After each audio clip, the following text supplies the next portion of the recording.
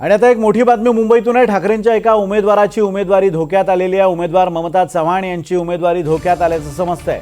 मालमत्तेचा तपशील लपवल्याचा आरोप आपच्या नेत्यांनी केलेला आहे। आप नेत्यानं निवडणूक आयोगात तक्रार केलेली आहे। ट्रस्टच्या नावावर असलेल्या मालमत्तेचा प्रतिज्ञापत्रात उल्लेख नसल्याचा आरोप या आपच्या नेत्यांनी केलेला आहे। या घडीची मोठी अपडेट आपण पाहतोय। सागर कुलकर्णी आपले प्रतिनिधी या संदर्भात आपल्याला अधिक अपडेट्स देतात। सागर, ममता चव्हाण यांच्या विरोधात आपच्या नेत्यांनी तक्रार केलेली आहे। तक्रारीत त्यांनी मालमत्ता लपवल्याचा आरोप केलेला आहे। काय हे नेमकं प्रकरण आहे?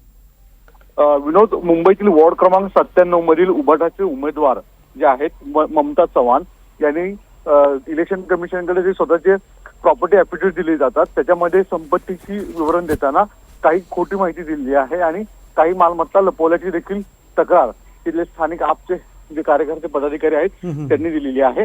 यावरनं आता निवडणूक आयोग आणि तिथले संबंधित निवडणूक अधिकारी यांनी तात्काळ सुनावणी करावी आणि या संदर्भात निर्णय द्यावा अशा स्वरूपाची भूमिका घेतलेली आहे।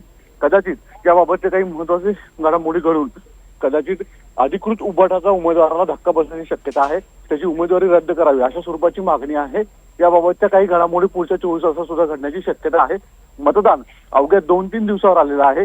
तत्पूर्वी ही घडामोड महत्वाची आहे। विनोद, धन्यवाद सागर दिलेल्या अपडेट्स बद्दल।